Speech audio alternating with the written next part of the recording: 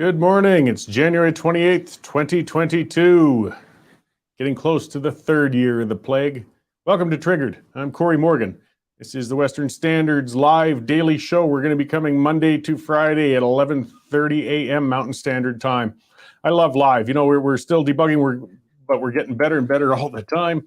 And what I like about it is we can get comments, we can get interaction, we can get feedback. So comments are welcome. Again, I won't necessarily read them all out. I tend to watch them all. I see them all anyways. You can debate with each other on there. Some of the comments can get forwarded to the guests, you know. Hey there, Ashley. And you know, we can have a good interactive thing, filling that void that talk radio has left because it's just gone terribly bad. But again, keep the comments civil. You know, I've watched some debates in the comment scroll. And sometimes they get a little heated, and I know these are heated times, but you know, we can be somewhat civil to each other while still scrapping it out a little bit and not letting ourselves get too triggered. That's my job. Today's guests, I've got Jim Mason. He wrote a very detailed column in C2C Journal about taking a new approach to equalization or working on reforming at least the formula, because otherwise we have to change the Constitution. So it'll be, you know, a very important conversation because we're upset with equalization, but nothing is happening. Yes, there is going to be an update on what happened with the rest of the Kemper interview, Laura. There was a tech issue. It's been addressed, actually, and the remainder of that video is going to be coming up a little later. We will have a portion of that video popping up later in the show, I believe. I wasn't a part of putting that together, but there will be an update. As well, we got Western Standard columnist Myke Thomas. He's been writing a lot of stuff for us. He's been writing for a long time on real estate and real estate trends, which is a big and important issue. I mean, anybody who lives somewhere is impacted by real estate. He also wrote one on the Canadians cheering on truckers. Mike's a flexible sort of guy, and he's actually going to be in studio, not remote. It's nice. Now, Jay Hill of the Maverick Party, he'll come in quickly towards the end, just because there's been a lot of misinformation about the truckers' Convoy and supposedly funding his party, things like that. He can correct the record on that sort of stuff and make sure it's all clear. As we start to get ready to roll, I'm going to speak to our sponsor, of course, because that's how we pay our bills. We don't get any tax funding like that wretched CBC or some of those print journalists who keep taking bailout money over and over and over again. Bitcoin Well, these guys have been a fantastic sponsor for us. If you're interested in digital currencies, these guys have the fastest and safest way to get into the digital currency world and how to buy it. It's non-custodial, which means it's safe. That purchase of Bitcoin goes straight to your wallet. They don't hang on to it. And that's important. You know, a lot of those companies out there, some of them can be a little questionable, and that's what's got people leery. These guys are publicly traded. They're regulated. They've got ATMs throughout the West, so you can deposit your Bitcoin into ATMs throughout Western Canada. They could have set it and forget it savings plans, so a little bit can go into your wallet every month or week, or whatever you like. Either way, check them out, Bitcoin Well at bitcoinwell.com, and see what they can do for you if you're ready to enter the digital currency world. So, what's got me triggered today? You know, it's a positive triggering again, though I get worked up while I go. So I'm going to go on to some backstory here. Back in 1999, the Alberta Independence Party was founded by myself and a handful of others, a bunch of young folks. We had a shell of a website, a few bucks, and a lot of ambition. With months of work and promotional effort, we amassed a couple hundred members, but were generally unheard of. There was no way for a modest movement like ours to get into the public eye. That changed when our website caught the eye of a journalist with the National Post who wrote a column about us. Suddenly things snowballed, and I spent weeks doing interviews with media outlets across the country. Our membership quickly swelled into the thousands, and donations began rolling in as Albertans discovered we existed. The vast majority of the press about us was pretty negative. I recall one column with the Globe and Mail that began with Cory the Kid and his Pipsqueak Party, and then it started getting negative from there. I did a CBC appearance in a Calgary studio. They sat me on this tiny, uncomfortable stool right in the middle of the newsroom with a green screen behind me. And then I had a panel in Toronto that I couldn't see, spending half an hour basically explaining why I was an idiot and an extremist. I remember leaving that studio feeling outright pummeled when I finished that one. And I took the abuse and absorbed that negative press back then because it worked for us. And there was no other way to reach the public. We would see a surge in memberships and donors after every appearance in the mainstream media anyways, because viewers saw through that bias. It quickly became apparent there was a massive appetite out there for an independence party in Alberta at that time. But until the mainstream media took notice of it, we just couldn't tap into that base. There was no way to bypass the established media, and they were the gatekeepers of information to the public at large. Now that's all changed. So let's just look at that explosive growth of the Truckers for Freedom Convoy. I mean, at first they were Totally ignored by the media for the first week or so when they were trying to get organized. Later, the media were eviscerating them. They were coming after them. They were attacking them. In fact, they still are. Didn't matter. The movement's raised $7 million in just over 2 weeks from almost 100,000 people. Having a grassroots movement like that grow in such short order, it would have been impossible 20 years ago. Alternative media has given the public a means to bypass the establishment media, and the citizens are flocking towards it. Just look at podcaster Joe Rogan. His viewership now dwarfs CNN.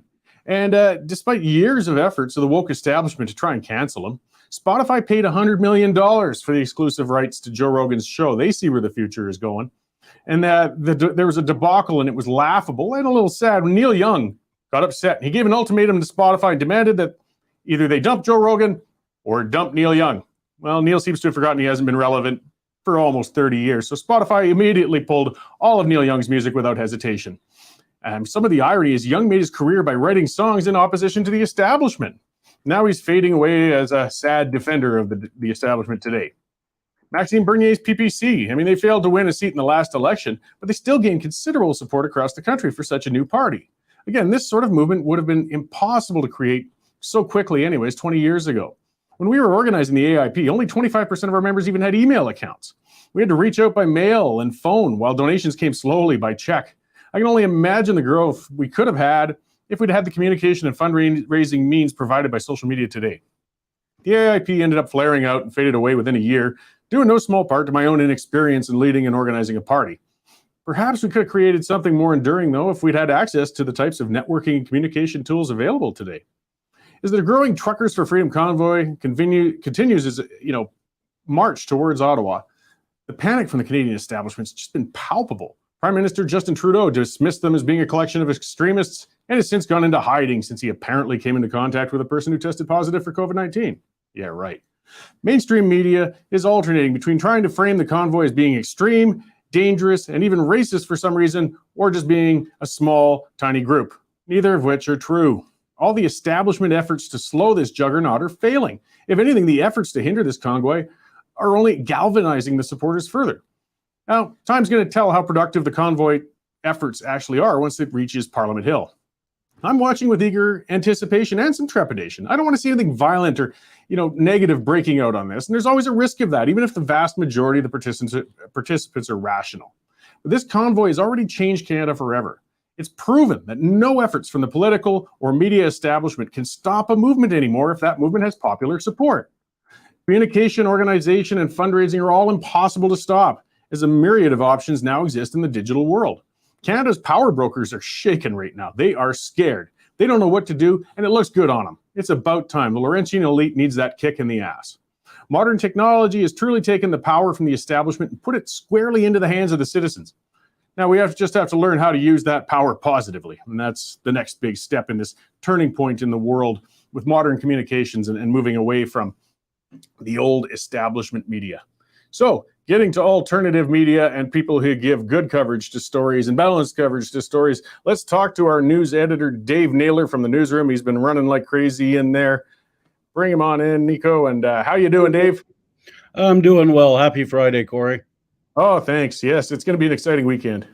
It will be. It will be. I think a lot of my weekend will be taken up watching the truckers and keeping our readers and viewers informed of the goings on in Ottawa. Should be interesting, that's for sure. It will. So what's topping the news the last little while, and what do we got coming up, Dave? Topping the news is a Linda Slobodian column looking at the CBC's coverage of the trucker convoy. And as you can imagine, Linda's not very complimentary towards the CBC, who seem stuck on the fact that some people donate anonymously. And apparently the CBC thinks this is a big scandal. And even though, CBC uses anonymous sources too. So Linda is definitely well worth the read. If you're not into the truckers, and there's a few of you out there who aren't, we've got an interesting story on a Saskatchewan police officer, veteran officer, 18 years on the service in Moose Jaw, who was known as Captain Death because he came across so many grisly scenes from homicides and traffic accidents and stuff like that. So 2016, this officer took his own life, and the WCB has now been ordered to consider whether or not it's a workplace fatality. So that'll be interesting to see how that winds its way through the Saskatchewan system. Our legislature reporter, Amber, has got a story on the nurses agreement. That's a 4-year agreement that will see nurses get a 4.4, more than 4% wage increase over the term of the deal. And that keeps them as Canada's highest paid nurses. And with the job they've been doing the last 2 years, exactly where they should be. A little bit of the woke cancel culture is striking Jasper. They've got a campground up there called Pocahontas. And apparently Parks Canada thinks that is not a respectful name to Canada's Indigenous, and they're going to change that and remove all references to Pocahontas. So that's what we've got on the site right now. Cory, lots of good stuff to come. You've mentioned the Kemper interview. He's the half-brother of Justin Trudeau, who spoke at length last night with our Mel Risden. One of the interesting things he said was that if he had to vote today, he would be supporting Maxime Bernier's PPC. Just turns out Maxime had a press conference this morning, and Mel was on the phone to ask him about what he thinks of at least one member of the Trudeau family throwing support his way. And needless to say, he was kind of chuffed by it. Our reporter Eva is on top of the truckers as they move slowly but surely towards Ottawa. She's got a piece coming out now just on the worldwide exposure this is now getting. Cory, we had a story about Elon Musk yesterday tweeting his support. Russell Brand, the British comedian, has now put out a message of support, and we've got these trucker convoys apparently going on around the world in numerous places. So, yeah, it's another busy Friday, and I just want to say that sometime during your show, we may have a little bit of a celebration in here as we reach our 2 millionth click for the month. Really a staggering figure for us, our little team who have been busting the gut all month. So that's a great tribute to them, and a great tribute to our members, Cory, who are the only reasons we get to do what we do today. Absolutely. No, that's great. You got your hands full, and it's good. Yeah, I know everything's being driven by all things trucking, and it's, with that convoy, but it's easy to forget there's a whole lot of important things still going on out there. That nurses agreement is big. I mean, they've been without a contract for, I believe, a few years now, and that's really led to a lot of tension between them and the government at a time when, well, right now our healthcare is in enough mess as it is. So this is one more thing off the plate. So hopefully we can start working our way out of this pandemic mess we're in. If you remember, the negotiations kept being pushed back because of the pandemic, and yeah, it's great to see that they finally done a deal. So I think it's just doctors to go, and the good chunk of the healthcare system will be taken care of for the next handful of years, anyways.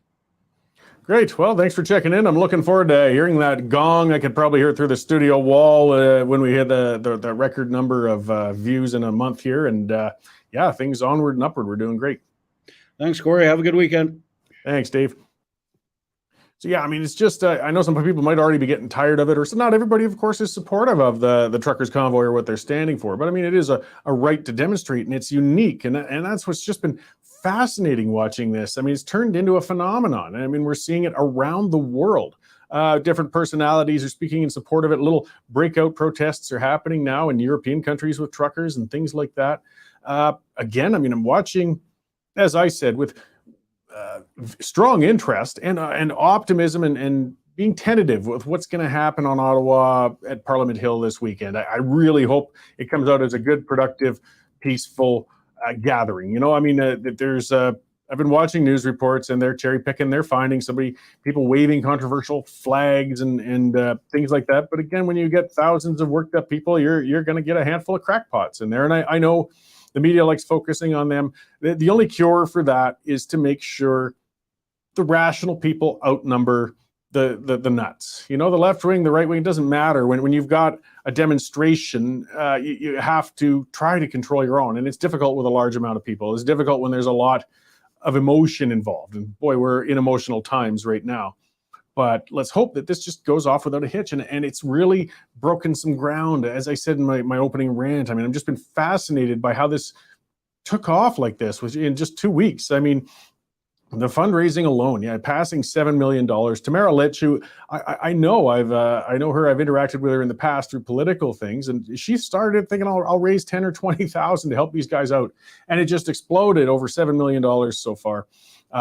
Which any leftovers is apparently supposed to go to veterans organizations. So it'll go to a good cause. But I mean, a lot of Canadians are stepping up. I mean, they aren't necessarily going out to this protest, but they're reaching into their wallets and throwing a few bucks at it. I mean, it's striking, and it can't be dismissed. It represents a general discontent that people, I think, just want to push back. And it's gone far beyond just vaccination requirements at the border and things like that. So we'll certainly be watching with interest. But again, as I said, other issues haven't gone away, and they're still important. And yes, my guest, Jim Mason, is going to be coming up quite soon here, and he's going to talk about equalization. And that was, of course, a huge issue. Well, it's been a huge issue in Alberta for decades now. And it came to a bit of a head last fall with the referendum we held on it, but it was almost a bit anticlimactic. I mean, we held it and then never really heard much about it, and it just kind of went away. A reality that, we'll talk about with Mr. Mason. He wrote a piece in C2C Journal, very long, detailed one, but it's fantastic. Just talking about how to take perhaps a common sense, rational approach. If we're going to go under the assumption that we can't change the Constitution and get rid of equalization, then let's see how we can fix the formula that we have right now, and in a positive way, if it can be done. I know a lot of Albertans are doubtful, but he's written in great detail on that. So I'll talk to him shortly. Before we get to Jim, I'm going to speak of one of our sponsors again, because again, we are not tax funded. None of those equalization dollars come to media outlets either. So let's talk about the Canada Shooting Sports Association. These guys have been one of our sponsors for a while, and they're great for if you enjoy firearms, whether for collecting, whether for target shooting, whether for hunting, whatever you like, these guys are a resource for you. If you go to CSSA-CILA.org or just search Canada Shooting Sports Association, you'll find them. They have all kinds of resources, again, for the safe, responsible use of firearms. And that's the main thing. Some people who don't enjoy firearms have a problem with it. Fine, but they try to smear legitimate firearm owners as being dangerous or presenting a problem, and they don't. We know that. We have no interest in harming people, and we want to encourage other firearm users to responsibly exercise their rights and use those firearms as well. And that's what these guys give us resources for. They also have some legal challenges out on behalf of firearm owners against the federal government over some of those moves to change the rules, illegalize guns, take away your property and firearms. And we need to push back. I mean, as with the truckers or anything else, if we don't stand up for ourselves, nobody else is going to do it for us. So get out there, check them out. Canada Shooting Sports Association. Consider taking out a membership with them, because that's how they can keep helping you.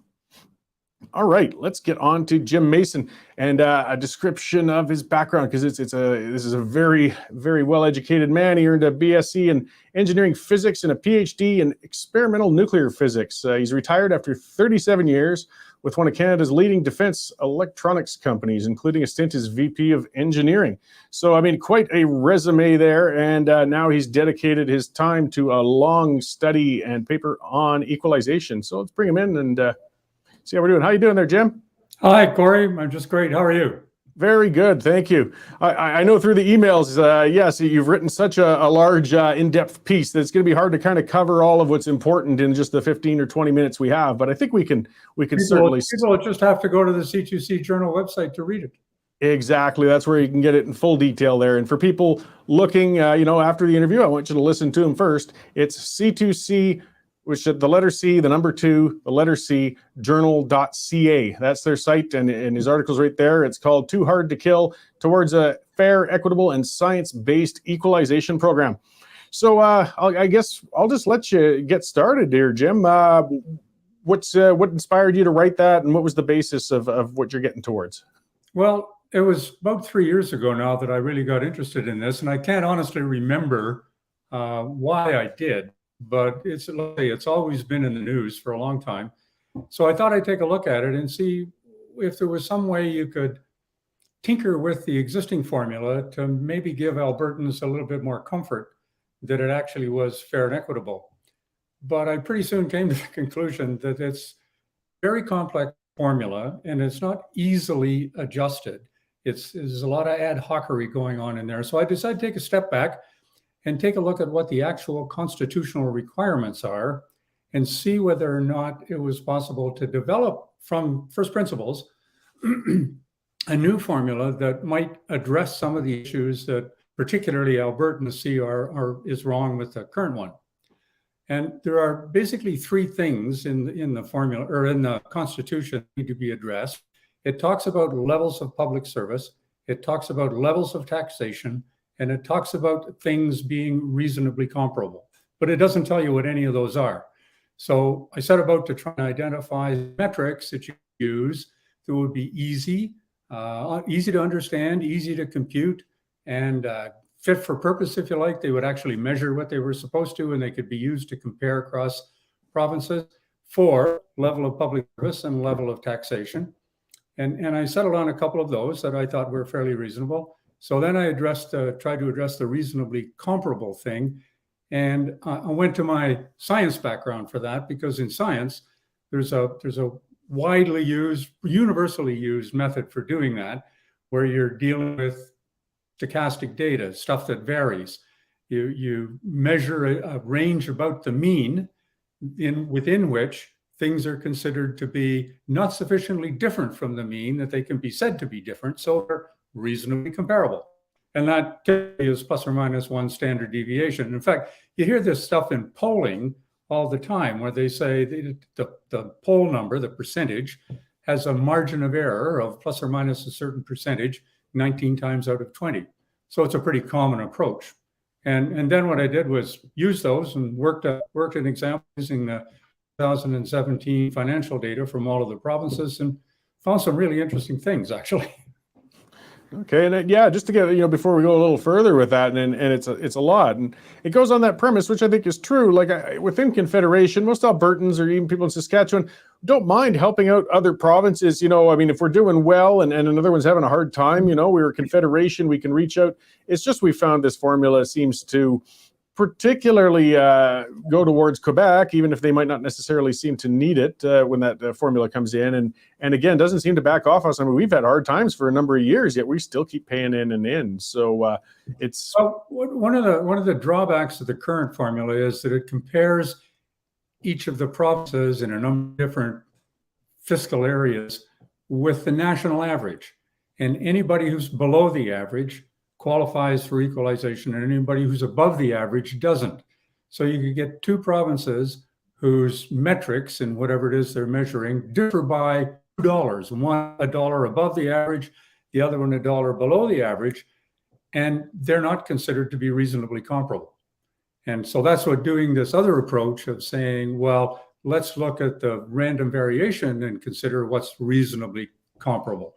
It gets around that issue. And with the current approach, there'll always be provinces that are below average, so there will always be equalization. Turned out, I found out some surprising things. The metric seemed to make sense for measuring the level of public service was the own source revenue per capita. That's the amount of money that a province can raise on its own, within its own jurisdiction, that it has to spend to provide public services for each person resident in the province. And so if you've got reasonably comparable amounts of that, you should be able to provide reasonably comparable amounts of reasonable comparable levels of public service. Turns out that when you look at the provinces, they all have pretty reasonably comparable levels of own source revenue per capita. There isn't a bunch of really poor provinces and a couple of really rich provinces. They're all more or less the same. So, I mean, and it does get complicated. I mean, if you're going on a straight per capita dollar by dollar with people, some provinces have a different cost of living going on. So, I mean, that could be applied, even if it's straight dollars. It might be more or less expensive to provide some of those services in one province versus another. Yeah, that could be a consideration. I didn't actually take that into consideration, but that could be a possible consideration. But I think it's like a second order effect on top of what you need to get started. So you need to kind of get off current point of using only the average and look at something that looks at variation and what's a reasonable variation from province to province. Yeah, so a very complex type of issue. So proposing solutions, would it take the cooperation of a number of provinces, or is this a federal thing altogether? Like this is, I know this gets into a much more complicated mire. It's a federal program instituted by federal legislation. There are the constitutional requirements, but the program itself is embodied in legislation at the federal level. So a federal government could do it. They could just say this is what to do, and they could do it. Probably wouldn't go over very well. So there's probably got to be a lot of discussion going on. And I think realistically, the impetus for it probably has to come from the provinces, and realistically within the provinces, Alberta, with probably some support from Secession. But because I think if you kind of leave it, somebody's got to pick up the ball and run with it. And the most logical province to do that is Alberta, in my opinion. Yeah, well, and I again, it unfortunately looks a little self-serving when Alberta does it, because we tend to be the ones who pay in the most. But I mean, I think if anything, though, the referendum did definitely clarify is the majority of Albertans are not happy with the formula as it stands right now. They're not content with it. We can't change the Constitution, or well, boy, it's just that would make tinkering with the formula look easy. That's for sure. So has there been any communication, or have you spoken at all, like in all that work you've done with legislators in Alberta or Saskatchewan and other areas where they're showing concern with equalization? Way back when I first got around to it, I produced a paper and I sent it off to the government of Alberta. It was just after they'd been elected, so I think their attention was focused on other things. But with the referendum now, I think is an opportune time for them to pick up with something new and proceed with it. And you know, I think the approach would be, well, here's an idea. If you don't like these metrics, what do you think would make more sense? And if you don't like this reasonably comparable approach, what do you think would make more sense? And then we can talk about principles, rather than, well, I think this particular fraction of this revenue stream ought not to be included or be included or whatever. Get kind of mired down in the details when you do that. But if you can talk about what's the appropriate principled approach to this, then I think probably we could get somewhere, or maybe not. I don't know. Well, and we have to start the discussion somewhere. I mean, that's the thing. We're at an impasse right now. A lot of people like pointing out, well, you know, Alberta elected, I mean, Jason Kenney was in government in the last federal one when they rejigged the last formula, and that formula didn't do any favors for Alberta at that time. So there's a bit of mistrust perhaps on how much will there really is to change that. Well, I think when you get down to the level of tinkering with the existing formula, it gets very complicated and very difficult, and not a lot of people can understand it. But if you take a step back and say, okay, this is what the Constitution requires, how can we address that in the most straightforward, simple, easy to do approach that is rational? And that's what I've tried to do. Yeah, and getting to that beginning basis of agreement. I mean, those beginning principles, what most people don't have a problem with, if we feel that we're, as your term uses, equitably want to distribute, you know, for people in the harder and better times, but we don't want it to be an ongoing thing. I guess some of that debate comes, the ongoing debate forever of whether it's a hand up or a hand out. I guess in convincing the population that it's just a hand to our neighbors versus a chronic program might help. Yeah, and I didn't really actually talk a lot about that, although yeah, I guess I did allude to it a bit, that any program like this ought to be designed to help a province get through a particular awkward time so that they can make whatever policy changes are necessary to get going again. But it shouldn't just continue forever. Stuff like this should be designed to not be continuous and forever program. It should be designed to help and then stop. Yeah, absolutely. I mean, it's that's, I think, part of what I guess digs some people's heels in. And again, I'm speaking from an Albertan perspective all the time, but just this feeling that it's interminable, and no matter what we do, it's going to keep taking and taking. I mean, if the formula at least shows that if the other province is doing better, things will back off a bit, and great, we helped our neighbors, and now we're all doing better in one big happy confederation. As I mentioned earlier, one of the issues with the current program is that there will always be provinces that are below average. So there will always be an equalization program. Excuse me. And I understand now there's a provision in it that it'll always keep growing. So we'll have more and more money always being distributed, even though, as I said earlier, the metrics for two provinces might be only different in a very small amount. So they really are reasonably comparable. Yeah, well, and then we go event by event. I mean, I remember going back, for example, when the cod fishery collapsed on the East Coast, and that just devastated the Maritimes. And I think most Albertans were fine with, we got to help our neighbors in the Maritimes out. I mean, that was a sudden loss of revenue. A lot of them have recovered, and diversified their economies and moved on to other things, and they would have had a much harder time doing it without equalization at that time. We don't begrudge that. Well, Quebec tends to be the big point that tends to get us worked up out here.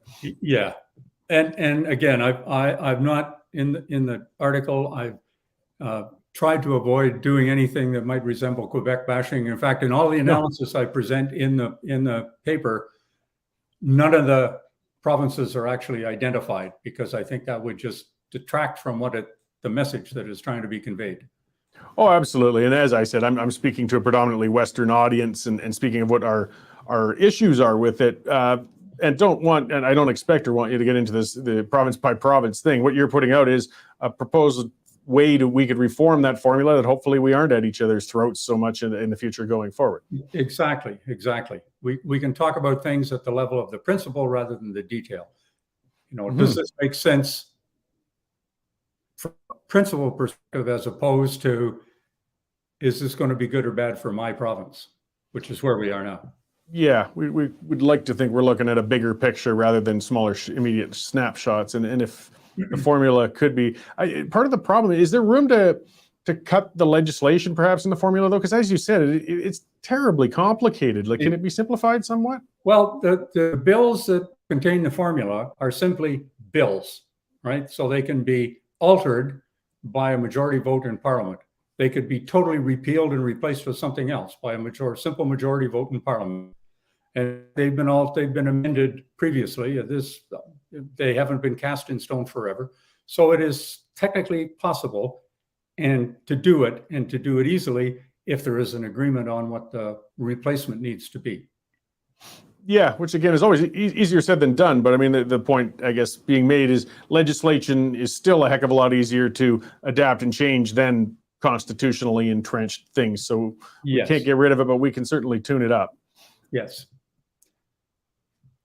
That would be my perspective. So I sort of lost the whole thing. Sound. Sorry? Okay.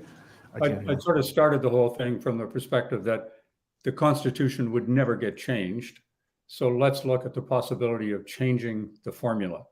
But let's not look at it like, well, let's make a tiny change here and a tiny change there. Let's look at what would be a formula with the constitutional requirements, and we could all agree is a fair and equitable way about going about determining it all.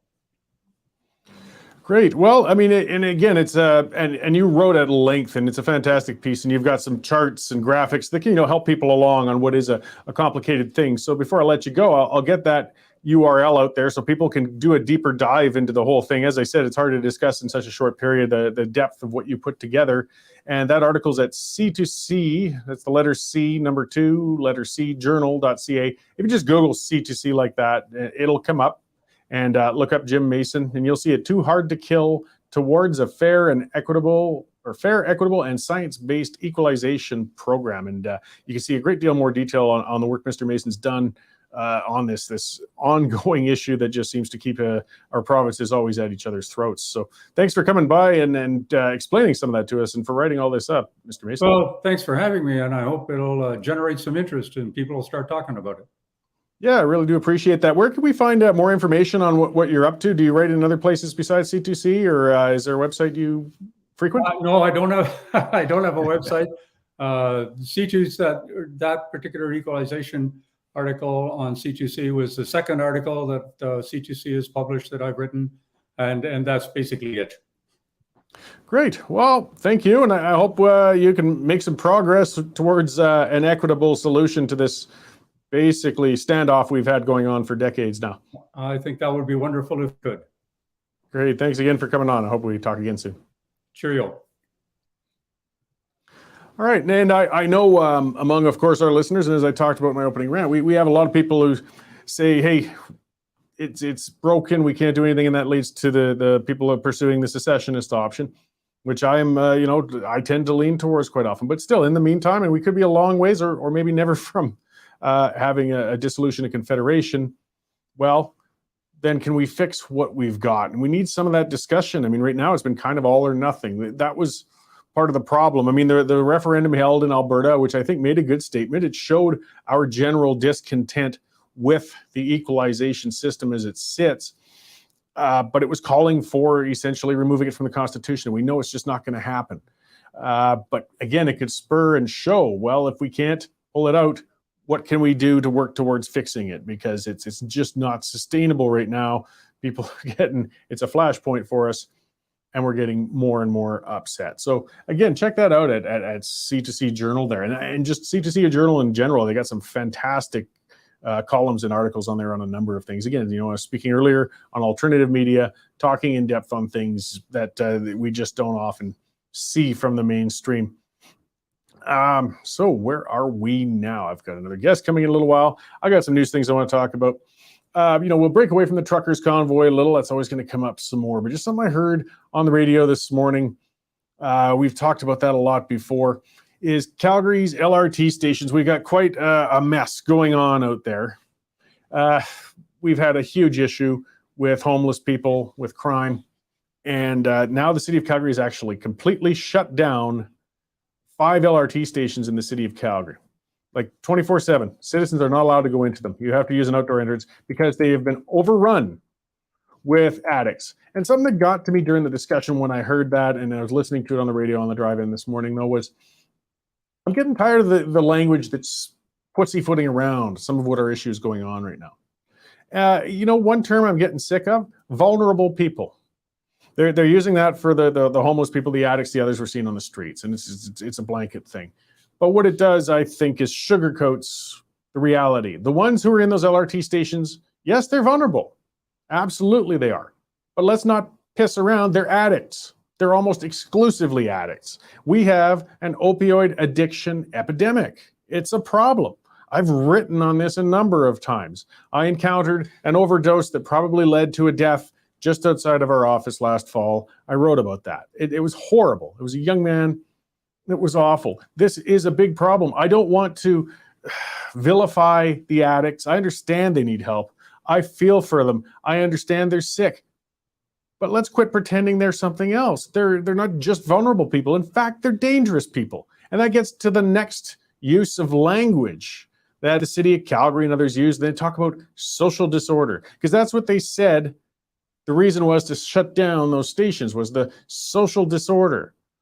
Well, say that. It's crime, not just social disorder. They're robbing people. They're stabbing each other.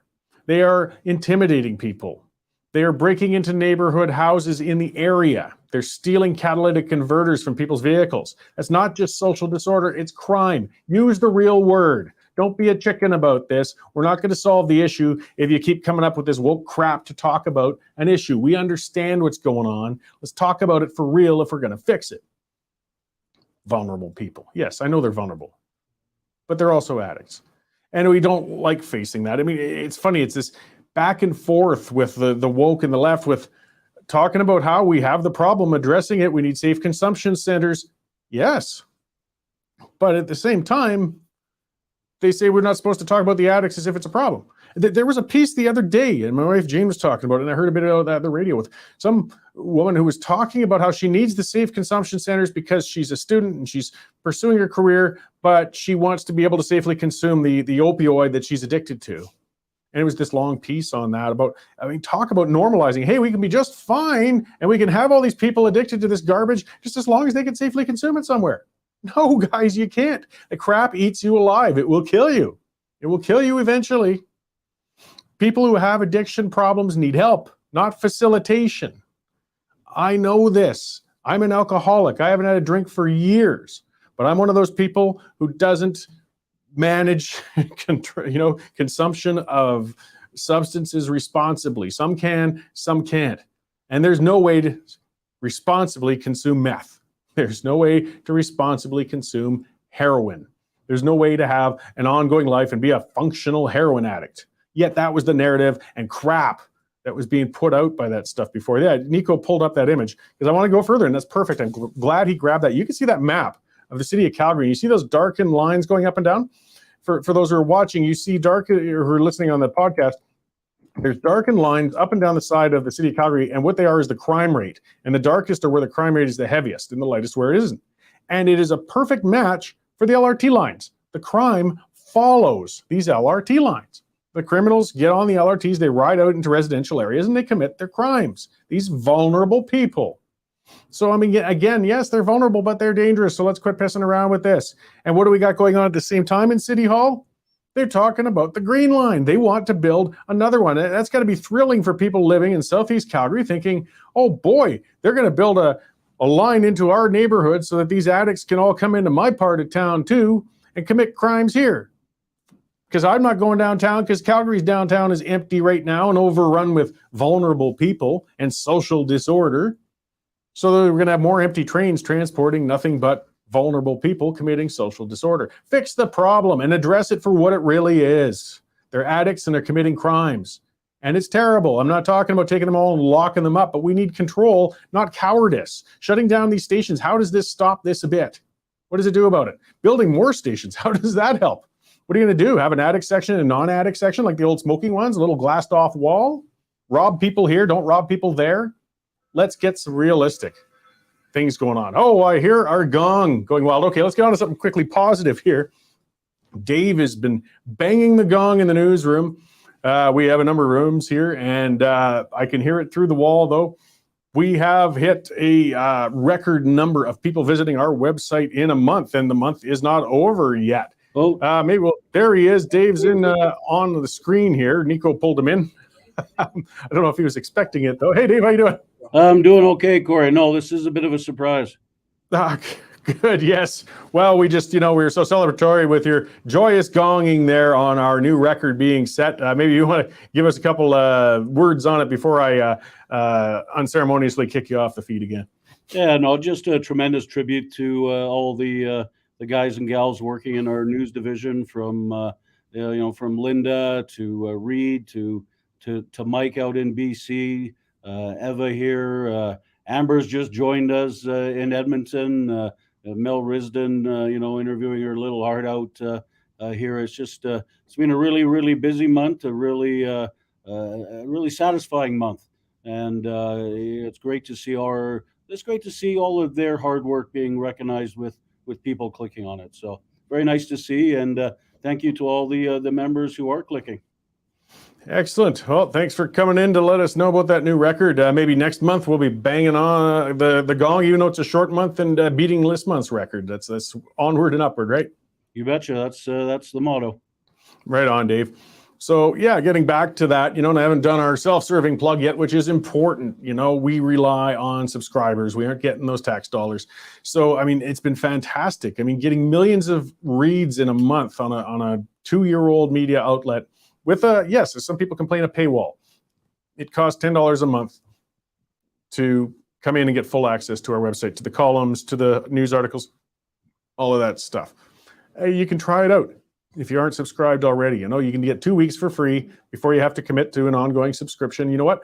Our conversion rate's fantastic. People who try it out for 2 weeks, almost always, like we're talking over 90% stay on, and they keep that $10 a month. They realize it's well worth $10 a month for good, clear news. As I mentioned with the mainstream media before, come on, it's garbage. I know you're still stuck paying for it through your taxes, but it's not worth watching. So for $10 a month, you help us. And then we get more reporters. As Dave said, that list of names of people we have involved, all over the province and all over the country now is great. We're expanding.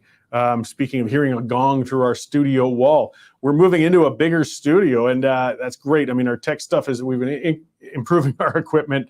This is, even though we have our issues occasionally, this is much a world ahead of where we were a month ago, and it's only getting better. Nico and I are quite tightly packed into a little room here when we work together, and we're really looking forward to stretching our legs out in the new studio in a week or two.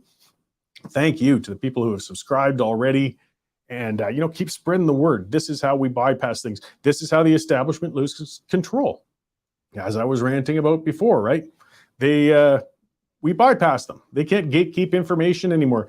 News outlets like ourselves, or I'll give credit to some of the other ones, True North, Rebel, C2C Journal I was talking about, like they're all over the place. We don't have to, that narrow little handful of heavyweight media outlets don't control the information anymore. We don't even have to pay attention to them. But we do need you to do it. We can't do it without, that sort of help from subscribers and from sponsors. And I'm going to go quickly before we get to our guest to our sponsor, Bitcoin Well. I'll talk a little more about these guys. Again, they're a good one. Something I like about having sponsors that actually I like what they're doing. It helps. It makes it easier for me to talk about it. It's a safe way to get involved in the digital currency market through Bitcoin Well. You control your money. You keep it in your wallet, and they'll show you how. And again, it sounds confusing. It's a weird new world, these digital currencies. Well, these guys being a physical company in Western Canada, they have in-person white glove service, free one-on-one consultations. Like you will talk one-on-one with a person in person. None of that, call center somewhere on the other end of the planet or something like that. In Edmonton, Calgary, Montreal, and Winnipeg, you can have one-on-one consultations. And in the rest of the country, you can do it virtually, and it'll be a real person on the other end of the line. They'll help you set up your wallet. They'll help you understand Bitcoin, and they'll help you feel safe buying Bitcoin. That's what's important. It's safe. You worked hard for that money. You don't want to lose it. Take control of your wealth, bitcoinwell.com. Check these guys out. I'm going to play a video in a minute or two here, but I want to frame it a bit and explain why. I like people thinking outside of the box. That's the thing. We got to do things differently. We stand up for ourselves. We push for things. And this is kind of out of the blue, but this gentleman's been communicating with me for some time. His name's Scott Kellogg, and he's been working on this for a few years. He's just got one notion that he thinks will help in healthcare, and he's really been pushing it for some time. And he's talking about, and he asks a valid question. We were always low on money for healthcare. We always want to use more money in the system or get more money into the system. I mean, our nurses just got a raise, things like that. Why don't we advertise? I know it sounds crazy, but why not allow advertisements in hospitals? I know it sounds a little crazy, but why not? And as this video is going to show that I'm going to have as we bring in our guest, we do it in public institutions all the time. We have it on buses. We have it on trains. We have it in building lobbies. Why can't we use some of our healthcare space? I mean, if we get over some of that prejudice against profit we have, and just look at it. If somebody wants to pay us or pay money into our health system with some sort of passive, hopefully tasteful branding or something, why? We're fools not to. Yet he's been shut out everywhere he went. So either way, he's been on this for a while, and he made a video to try and promote it. He made that a couple of years ago. He was pushing for the NDP, and he's been hitting a bit of a wall because everybody's scared of this. But why not? Why not an idea that brings millions of dollars into a system? So I just want to give credit where it's due. We're going to run that video so you can watch it and see what Scott Kellogg was up to with a creative idea. And because there's so many out there, and again, we can promote these sort of things and go outside of the normal channels to make change. And then we're going to have our guest coming in right after that, Myke. There is an emergency going on right now, and it's all of us, Albertans, that need Alberta Health Services to get in the game. The game of using our public asset, my parkade, your parkade, to generate revenue for healthcare in this province. Look around. We see it every day. Advertising on trains, buses, LRT platforms, hockey rink boards. We only need to look at our own Calgary airport to see how public space, coincidentally a parkade, is used as a platform to generate advertising dollars to offset the operational costs of maintaining and expanding our airports. I've been told by bureaucrats the policy is clear. We don't want advertising on public property. Otherwise, we'd have advertising all over our schools, libraries. We don't want that. Oh, really? How contraire. We advertise on many publicly owned structures that enable us a benefit. How much does Calgary Transit benefit from ads on buses, platforms, trains? Why would Alberta Health Services not look at the potential revenue from doing the same as our municipal transit systems or our federal airport? Why not a theme mural depicting respect and appreciation to healthcare with corporate sponsorship opportunities? Don't worry about the millions that we've lost by not doing this sooner. Change the policy and do it now. Alberta Healthcare cannot afford to have money continue to leave the province in the form of federal taxation that could stay in the province for healthcare for Albertans. Okay, so that was something a little different there, and something to chew on. I'll get, if people want to find out more about Mr. Kellock's effort, you can email me at cmorgan@westernstandardonline.com. And now, yes, digital magic. Suddenly I have a guest in studio. Just like that. We do. We have Myke Thomas, who's been writing columns for us for a little while now. A couple of weeks, yep. You've been writing stuff for many years. You're past your 20s. Yeah, I'm approaching 24. Oh, good. Times 2 plus 12. Yeah. Yeah. So, no, it's great to get you in, and it's been great, broadening our stuff and getting some more. Well, no, you know what? It's been fun doing it. I like writing about real estate. I've been doing it, like I say, 22 years, and so getting an opportunity to get back into it purposely is really enjoyable. And this is a great group up here. Really a great group. Oh, glad to have you on board. So I'll start with Nico's pulling up a couple of your more recent columns. Actually, I'll end with that. We'll start with the real estate, and then we'll talk about your bit on the freedom thing as well, because you're more than just a real estate writing guy. That's just kind of your specialty, I think. Well, yeah, because just the background that I was at the Calgary Sun for 22 years as the homes editor. So I was focused on that. But I mean, even then, I would write other stuff. So. Oh, that's great. And it's just the more voices, the better. So you wrote, and in real estate, I mean, it is important. As I said earlier in the show, I mean, everybody, whether you own a home, whether you rent a home, it impacts you, whether you want it to or not. Yeah. And we're all interested in it, or sometimes we don't pay attention to it, but we have to. And you've been talking, so your last column was about the forecast and how COVID's impacted it and in different areas. Maybe you can kind of expand on it. Going to the COVID impact, I remember 2 years ago, when the market, when they put the lockdowns in place, the market just seized up all across the country. Yeah. Real estate agents, home builders, developers, obviously brand new for them because their business is pretty much predicated on traffic like any other retailer. Real estate agents have the open houses, the builders have the show homes, but they had to shut them all down and rejig how they did things. April 2020 was the nadir. I mean, it was the worst month just about in the history of real estate across the country. Everything just came to a halt. But then in August of that year, boom, everything just took off like a rocket. And everybody was really surprised. I mean, last year in Calgary, Edmonton, well, all the major markets across the West, record sales numbers. Calgary was 76% increase year over year. The other markets averaged 37% increase in sales last year, record year. And everybody's going, what the heck is going on? Like you think about a couple of things. COVID scared the heck out of people.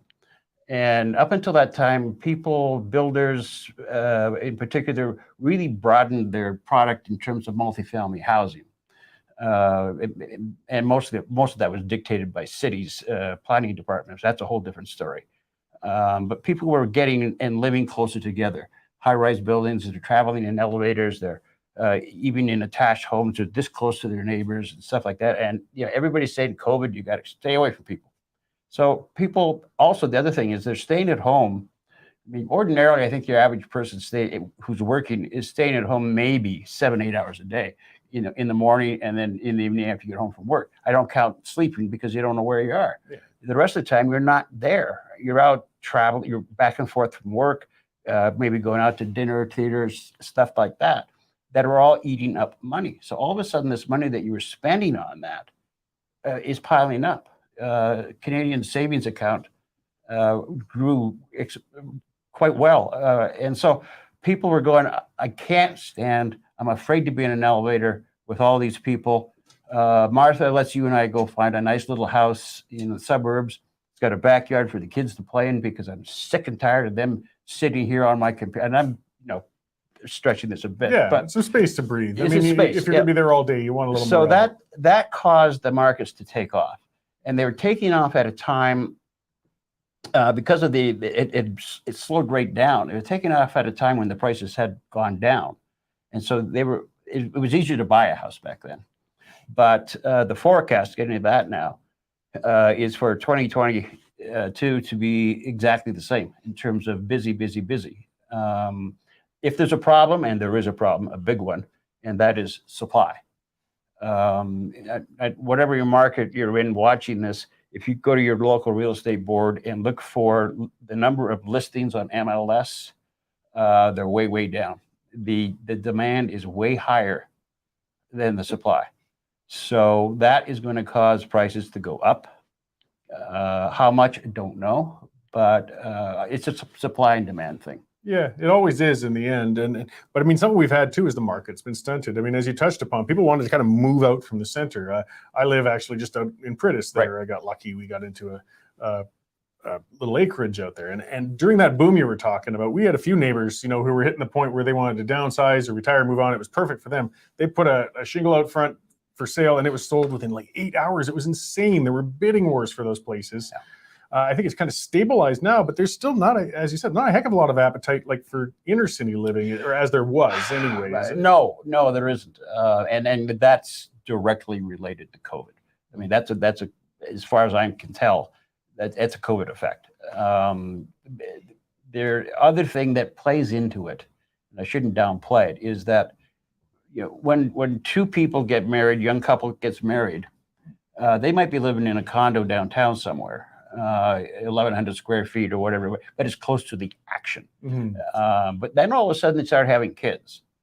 And it's like, well, we're not going to the nightclub as much anymore, and the bar, and we need a place for the kids to go. Your interests change. Yeah. Well, yeah, your priorities change. Yeah. Mm-hmm. So now you need a place for the kids to play, and so you want to go to places where there are playgrounds. Maybe you got a backyard. I mean, downtown there's none of that stuff. Well, downtown's got other action going on right now, unfortunately, and I was kind of talking a bit about that before with our unfortunate, that massive commercial vacancy, this almost dystopian feel down here, yeah. And a great number of, addicted and homeless people on the streets. I mean, it doesn't feel safe in the inner city anymore, no. And that impacts people's decisions where to live greatly. I mean, more so when you have children than when yourself, I mean. Well, I'm a beltliner in Calgary, which is downtown for you who aren't in Calgary. It's technically downtown. And one thing I have, and I've been down there for 12 years, I guess. And I have noticed there are not as many kids walking around with their parents now as there were, say, 5 years ago, which is people vacating and nobody's filling the vacancies. Yeah, and it's unfortunate. Again, it's one thing as an adult. Okay, I used to live in the Beltline. I loved it, the end of the 80s, because I could walk to Electric Avenue and party it up and all that. But I mean, I couldn't envision walking when my children were young with them down there now, because it's typical to find discarded syringes and people in a bad state of mind. And it is dangerous. Yeah. It's too bad. I mean, that's a bigger issue, and it's happening with a lot of cities.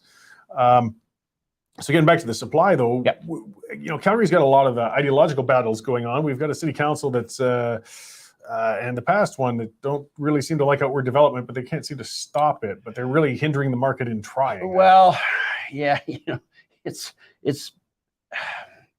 I've written about the relationship, if you will, between developers and City Hall quite a bit, and it's interesting. Joe Public thinks that the developers have got City Hall in their pocket, that they're running City Hall, and nothing could be further from the truth. The hoops that those guys, people, women, who have to jump through to get building permits is unbelievable. The amount of money that they pay to the city to get developments done is unbelievable. People believe that a new community, a suburb being built costs the city money because of infrastructure, and that isn't true.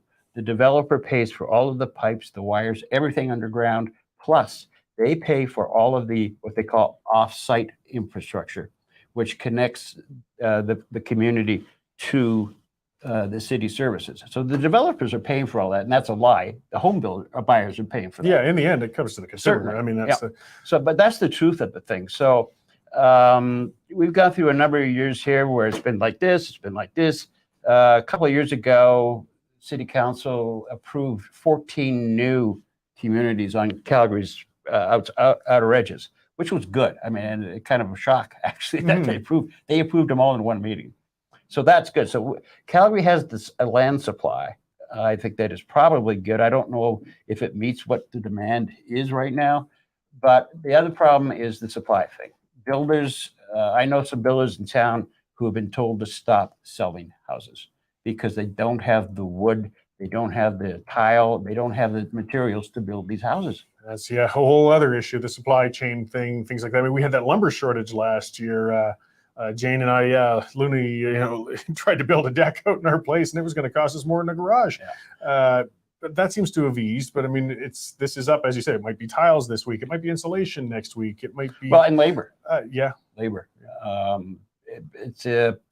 It's an industry that a lot of people don't look at to get involved in, to go work in, and I would highly recommend that if you're looking for a career, working in construction, stuff like that. Number one, it pays great money. Oh, yeah. Pays really good money.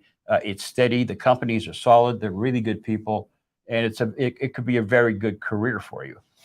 Yeah, well, that's another much bigger discussion in that sense. I mean, it's been ongoing.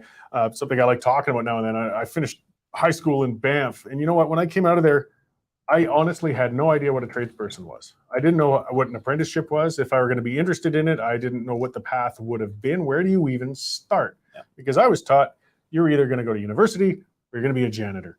Well, you know what? I'm not seeing a lot of carpenters and electricians and plumbers driving beat up old cars. These guys are doing and women are doing very well for themselves, and it's a great market. So, I mean, it's another thing worth addressing. We keep talking about education. Well, let's quit focusing always on the universities, which are still great, but boy, our trades really need some people in there. Well, yeah, like I say, it's steady work, especially right now. I mean, even in the downtimes, the builders, developers, that's when they really get active in terms of planning and looking at what they need, because that's a focus for them to keep. It's a long window they have to look at. So, like I say, it's not easy. Sometimes it's grueling. You're working outside, but the people who own the companies really look after their people. Oh, absolutely. And getting to that timeline, a bit more of the development. I talked to Shane Wenzel a while back on that in one of the shows. You referenced that in your column, and I'd broken it down and I'd gotten a bunch of numbers. Like, it's the timeline for a developer, if they're looking from concept to starting construction, as an average, I think about 8 years.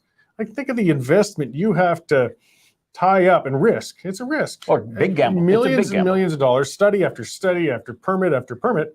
And unfortunately, we've also got, you're going to go through 2 city councils over that period of time, and you could get a hostile one who's going to pull the rug out from under your feet. Yeah. So, I mean, we're not a safe place to invest. I mean, it's so that adds to the price, because the only way they're going to invest is if they're going to risk that capital, they've got to expand it. If we could shorten those timelines, it would certainly help with supply, I would think. Shortening that means sitting down and trying to have a conversation with the city planners and stuff like that nobody's on the same page right away. It's really an interesting dynamic of how they get along with each other. By my experience, city planners are they go to school, they learn how to lay out streets and stuff like that. I'm making it sound awful simple, but it's not. But lately, the instruction has been build up, not out. So it's all high-rise towers and stuff like that, and that's where a lot of the friction comes in. Well, and again, we're trying to cork this bottle, it seems. And I mean, we've seen that Mayor Gondek, as a councillor, got very upset with developments that were building up just outside of city limits. But rather than saying, well, let's make ourselves a more affordable or reasonable market in the city, she was talking about finding ways to stop outward development from being allowed to go out there. An authoritarian approach. The city of Calgary chased everybody to Balzac because of the taxes. There were big plans for a shopping complex on the east end of the city that moved outside the city because I remember Nenshi berating them actually at the time. And they're talking about, why are you leaving the city? It's like the tax rate is so much different. Yeah, well, not just the tax rates, but the attitude. Like they vilify these developers. And then she was going on about how ugly the development was going to be, and you should have a mayor who's Yeah, that's not territory for them to get involved. So critical of I mean, I understand there's design needs and things like that, but to get so critical of the aesthetics. I mean, you got an ideology, unfortunately, at play that's battling. Yeah. This mess. I remember years ago, I got invited to go to a convention of city planners that were gathered from across the country in Canmore. And I was asked to speak to them, which I thought was kind of weird because we're pretty much opposed to each other. But I got up and I said, it's my understanding, I'm paraphrasing, but you people, Careful. yeah, no, you look at development as going up. You don't care what the costs are. You don't care what it's going to cost the developers. Therefore, you don't care what it's going to cost the home buyers. You just have this ideological idea of how to build things. Is that right? And there's 250 people out there in the audience. Every one of them is nodding their heads. I was like, whoa, scary. It's good to know. It's not hopeless then. I mean, I look at some new developments like Cory Park, for example. They've moved, office complexes more into the suburbs so people can live in that, detached house and still have a short commute to an office complex. Yeah, I think was it Imperial Oil, I think, moved from downtown to there. I think CN did as well, perhaps. Yeah, and no, Cory Park, they've done a really good job with that. Yeah, well, and it helps for these businesses. If you're trying to draw people to work for you, I think you're going to offer a more comfortable environment than the city core, into that campus style office. Yeah, and the people who buy houses or live in that area benefit because when you're bringing that many people who are working in that area, you got to build restaurants and gas stations and all that stuff, and that the office people can go to. And then the local people have now a place to go to where they don't have to go downtown. Yeah. So, I mean, maybe we'll see a trend eventually, kind of little city centers building up more in the periphery of cities as opposed to such core-centered. Actually, that's been going on more than I think you know. Yeah. They're not big places. I mean, they don't rival downtown in terms of size. Well, the point is not to. Well, yeah.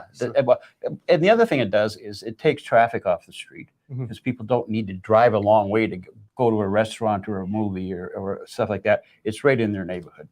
Oh, it's interesting. I hope they embrace more of that. Before we finish up, another column you wrote, though, as I said, was just talking about, you're comparing like Canadians being unified and cheering for something, waving flags and for the Olympics. And you wrote about the truckers convoy and how we got something to get excited about. What was that about there? Well, I'm watching the live feed from the Bear Hug people, the Canada Unity people. And I got to tell you, I welled up. I just was going, wow, this is so amazing. This is so amazing to see people who've been locked up for 2 years finally go, that's enough. And the way it's been managed, I don't want to get into that because it's complicated. But that column wrote itself. It really did. Yeah. Ordinarily, it's going to take a couple hours to research a column, write it, rewrite it, edit it. That thing just came out like that, almost word for word. I was so proud. I'm doing it now. So proud of the people lining the highway, the restaurants along the way, feeding them, giving them free food. Oh, yeah. The Hutterites in Manitoba setting up the kitchen. That says a lot. I mean, those are non-political people typically, and they're coming out to support this. Totally non-political. That's the perfect way to put it. It's just people going, okay, enough is enough. And I likened it originally. I likened it to the Canadian hockey teams, men and women. How much they fight and work hard to get that gold medal, not just for them, but for the entire country. Yeah, because they know that when they win that gold medal, the entire country goes yes, and that's what's going on now. Yeah, we saw some positivity, people gathering together. And I mean, there's a lot of, unfortunately, opponents, trying to vilify this and everything. And if we just look at that positive, as I wrote in kind of my column today, I don't know what the end of this is going to be. I don't know what's going to happen on Parliament Hill, but I'm just thrilled already with what they've accomplished and just showing people getting up and moving towards what they feel is positive. And again, they're waving flags, they're cheering, they're not screaming, they're not giving negative slogans. They're happy and they're united, and we should be celebrating that. And I was happy to see your column celebrating it because they've got so much, unfortunately, castigating it right now. My niece in Toronto sent me a video of when the convoy arrived in in the big smoke. And I just couldn't believe it. They're on the overpasses. The OPP had to come up and tell people, we can't have this many people on the overpasses. They're going to crack and fall. Yeah. This is Toronto. Yeah, it wasn't the OPP hit. They were just generally concerned for safety. I mean, Oh yeah. No, So- they weren't getting rid of the people Yeah, because they were yeah. there. It was They're like just- it was a safety thing. and that's how huge this is, and Yeah. it's amazing, and it's Yeah. just amazing to watch and watching it develop. And so many others, as I said, I mean, that the fundraising, it doesn't mean everything, but I tell you, when you have almost 100,000 individual donors now reached into their pockets, and what's been tight times for a lot of people. Yeah. And some of those donations, I saw one that was only $6, and I've seen some as high as 15,000, but most of them were like 50, 75. Yep.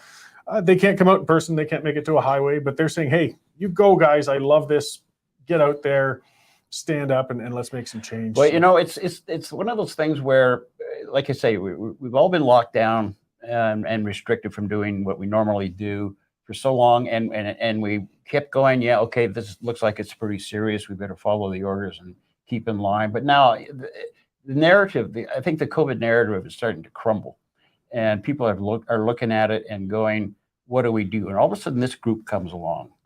And so now you've got leaders. When you got somebody making a parade, everybody gets into that parade because there's safety in numbers, I think, for a lack of a better way to put it. Yeah, well, that's what I'm hoping for, a positive. And we know there's a few flakes in the bunch. There always will be. But as long as it's dominated by good, solid people, and I'm confident it will be, on the Hill, they should keep the nuts in line, I hope, anyways. Look, there's going to be some confrontations, I'm sure, just as long as they're minor. And if it just involves swearing at somebody, excellent. But if it's a concern that there's a lot of anger, there's a lot of emotion, and as I've tried to plea as I could, at least to the audiences out there, is just try to keep it positive and police your own, guys. This will help all of us. If somebody's acting out, don't stand back and let them go. Get in there and just say, hey, come on, this isn't what we're here for. Again, watching the videos of the people driving the trucks and doing live video and talking to each other about what to do when we get there. And they're pretty well organized in terms of don't go messing with any of it. If people start getting mad at you or yelling at you, ignore them, walk away. And so I think they've got that mindset. Yeah, well, I sure hope so. Yeah. All right, well, we got to move along. That Okay. time went quickly, but thank you very much for coming in. I hope we can great. do it again. Thank you. You're Oh, the standard. definitely. It was a great Sure. chat.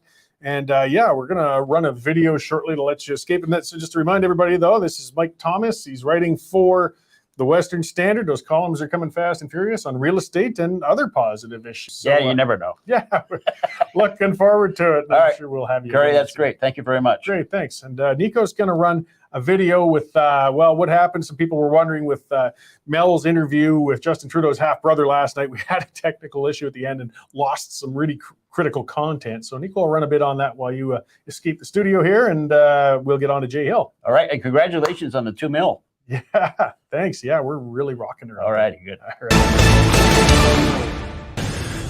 We must stand strong because and reject this fear and deception that is being pushed upon us. Let's say Justin's watching right now. Our Prime Minister is watching right now. What would you like to say to him? What would you say to your brother? I had a feeling you might ask that question. Yeah. I would say Justin, enough. All right. So yes, that's something to look forward to. Watch our YouTube channel, our Rumble channel, wherever you may be watching, Facebook. The rest of Mel's work is going to be coming up there soon with Justin's little bro there. Interesting times. So great. And now we're ready. I'm going to pull in Jay Hill. He's still the interim leader of the Maverick Party at this time. I see him in the lobby there. Hey, Jay, how you doing? Terrific. How are you? Good to see you. We're certainly in some crazy and interesting times right now. I'm glad I could get you on. Maybe I'll just start immediately with, there's been a lot of misinformation about what Tamara's been doing, where the fundraising's been going, and people saying it's going towards your party and things. So it's nice to speak to somebody who's outside of the rumor mill just to say, hey, this is what's going on. Well, thanks, Cory. Yeah, there is a fair bit of misinformation because of Tamara's connection to Maverick. I think a lot of people now know that she was one of the original counselors on our governing council, along with myself. In fact, it's only the two of us that remain from the original 8 that started back in June of 2020. So yeah, she's been around and been with Maverick for quite some time. She currently serves, wearing, as many of us do, many different hats. She's the secretary for the governing council of Maverick Party. But in this particular instance, she requested of the council and of the party for her to basically step aside for a bit of time and devote herself to helping to organize this, what's known as the Truckers' Freedom Convoy to Ottawa. And she's fully committed to that. But that is as an individual. Maverick is not directly committed, although we have a number of Mavericks that are traveling along with the convoy and participating in that activity, that protest. And but it is a nonpartisan event, as it should be. Yeah, I'm certain there's members from all sorts of parties involved in it and members at all sorts of levels in it. I mean, I just want to get it unequivocal. There is no money coming from this going to the Maverick Party. Absolutely not. Yeah. I think as with most Canadians, we are absolutely amazed at the level of support. I mean, this started out, Tamara had told me that she'd, hoped $100,000 or $200,000 initially, optimistically looking to help offset some of the costs. Diesel fuel is not cheap. These big trucks burn up lots of it. And so, yeah, she was hoping to raise some money to help to offset truckers' costs of fuel, lodging, and meals, as they travel across the country. But now I've heard it's over $7 million. So it is a non-partisan event. It's not a Maverick Party event, although, as I say, we support the initiative because we believe fundamentally in freedom. And that is what it is. And Tamara has been very careful to reiterate that at every opportunity. This protest, if you will, this convoy of trucks across the nation is about reestablishing freedoms and pushing back against government overreach by Trudeau. And I think that's why it's gained the support from all levels that it has. Yeah, I mean, we've had members from a number of parties. Pierre Poilievre was quite supportive of it on the news the other day. Maxime Bernier has been supportive. It doesn't mean that this represents any of their parties. Those are individuals speaking out with a common cause of general freedom. And I just appreciate your coming on, because the rumor mill and the vitriol online, it's nothing new, but it's been whole new levels on this whole thing and a lot of BS going around out there. So that's why I appreciate you coming on to give a statement so we can absolutely push back, saying, no, that's not the case. Quit spreading your baloney on this. Well, and I appreciate that a lot, Cory. The underlying reasons for this protest, and I've reiterated this every time a journalist has asked me over the last week, is what we're seeing thanks to social media and thanks to non-mainstream media like yourself, like Western Standard and others, Rebel News, a few others, is the reporting that is clearly showing that Europe, the UK, Boris Johnson has been saying they are lifting. Well, just today, I saw an announcement by the president of Denmark or Prime Minister of Denmark that they are going to lift all restrictions by the 1st of February, which is coming up next week. That all the restrictions in Europe they're looking at lifting and negating those restrictions. At the same time here in North America, that President Biden and Prime Minister Trudeau are imposing more restrictions. And so quite rightly, people are asking, what is going on here? Why is it that Europe, that has been inundated with COVID and has suffered tremendously due to the virus, they're lifting their restrictions? At the same time, Trudeau's imposing more. And I think at its core, that's the very reason for this convoy. And to draw attention to that, try and get as much support from the general populace as possible. And they are gaining that as the trucks move across the country, and even trucks coming from Newfoundland and Nova Scotia and New Brunswick and joining in when they get to Ottawa. So it's taken on a life of its own. We're very supportive of that. I say, you look at the Maverick logo behind me, you can clearly see we put freedom in that eye of Maverick for a reason. We believe in freedom. We've said that all along. And this is about the freedom of Canadians coast to coast. Great. Well, thanks for that update and chat. I'm hoping we can get you Monday morning because there's going to be a lot to talk about after this weekend when we see what actually happens down there.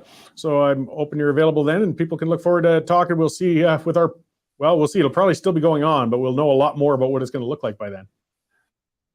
That would be terrific. And I just want to end, Cory, as I'm sure you do and Western Standard does, with just wishing all of those participants, Convoy, all the very best as we've done as they've proceeded across the nation, and really hope that their event tomorrow in Ottawa is successful and peaceful, and it truly adds credibility to Canada as a nation, that the people can exercise their democratic freedom of expression by coming together and telling the government that we're sick and tired and we've had enough of their overreach. Absolutely. And we're seeing history being made. So thanks for joining me today, Jay, and we will talk on Monday. My pleasure. Look forward to it, Cory. Great. Thanks. So yeah, you know, I wanted to bring Jay on. Also, I mean, I'll talk more with him on Monday on things because Jay was a member of Parliament for a number of years. He knows how Parliament Hill looks and how it's going to look on the weekend. And, you know, he knows he was a reformer from the old days. He knows about building new movements and pushing back against government. But at least we can put to rest anybody watching. You see those ding-dongs on social media, and even some of them are mainstream media people saying this is all a fundraiser for the Maverick. It's not related. It's not for the PPC. This is all going towards that, and they've made it clear if there's any excess, it's going towards veterans associations, which I think we can all support, even though Justin Trudeau did tell one of our injured veterans that he just can't spare anymore to help them. But speaking of privilege, nobody's more privileged than Justin Trudeau these days. I'm going to get to a sponsor before I start moving on to the tail end of the show here.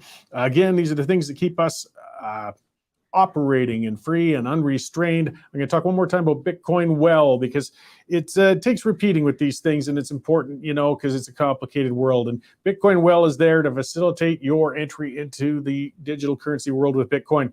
They've partnered with Power ED by Athabasca University to create a free online curriculum about Bitcoin. They call it Bitcoin Academy, and there's a lot to learn. If you check out bitcoinwell.com/learn, and you can enroll in that Bitcoin Academy, it doesn't cost you anything, and you can learn and feel more comfortable about getting involved in it. You know, learn about the savings plans or even corporate plans. You can set up your company if your employees want to. It's all voluntary to pay a portion of their check in Bitcoin. So check them out, bitcoinwell.com. Fantastic sponsor. Digital currency, if you want to talk about getting away from government control, getting your money away from the eyes of people like the Trudeau family, digital currencies are certainly a good way to start going towards there. Okay, I do want to, you know, Jay mentioned it. I like doing this. I've been doing it the last few days. It's just fun to refresh and watch the fundraiser for the Freedom Convoy. So the last time I had it, I've got the window open here, and it was at the start of the show, so almost an hour and a half ago. It was at $7,124,000. And 90.6 thousand people donated. I'm going to refresh this. Let's see what came up in an hour and a half. Okay, 7,286,580 by 92.4 thousand people. I mean, you know, 100 and some thousand in an hour and a half. I don't know what this is raising, about 50,000 an hour now or something. People are supporting this. And I'm looking at the names. You know, a fellow put in $50. Rita put in $50. An anonymous one put in $25,000.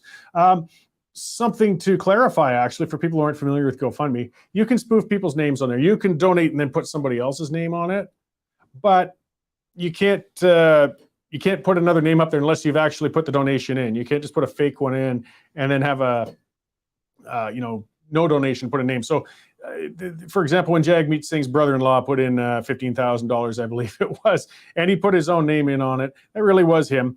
And even if it was somebody joking around, you know, somebody put in Justin Trudeau or something, yeah, that wasn't Justin Trudeau, I'm sure. But somebody really donated $50 to be able to do that. Those dollars are really coming in. Those are really individuals. And there's thousands and thousands and thousands of them. Yeah, Angela's talking about Tariq, perhaps. I've had him on as a guest before, as a leader of the Maverick Party. We'll see. I got to talk to Jay a little bit about that next week, too, because we just didn't have time today. but what's going on with their leadership race, where are they going, and how it's all doing. Either way, I'm going to wrap things up for today and come back on Monday. We're going to have another great action-packed show. We'll be able to find out and talk about what has happened on the weekend with the Convoy for Freedom. It's going to be fantastic. Go to westernstandardonline.com. Everybody's going to be working hard to keep the news stories fresh and coming out. And thank you for tuning in. We'll see you on Monday.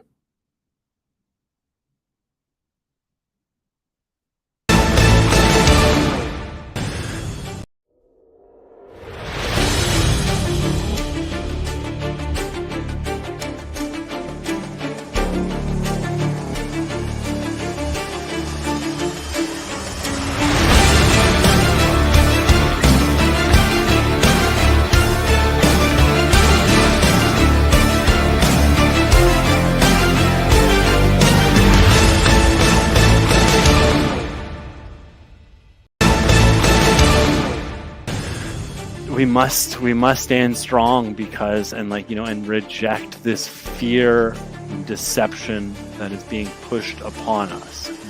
Let's say Justin's watching right now. Our Prime Minister is watching right now. What would you like to say to him? What would you say to your brother? I had a feeling you might ask that question. Yeah. I would say Justin, enough is enough. It's I know, I don't, whatever got you to this point, whatever, you've done, whatever they have, just recognize you are in this position. You've got, as I just mentioned before, there's two options.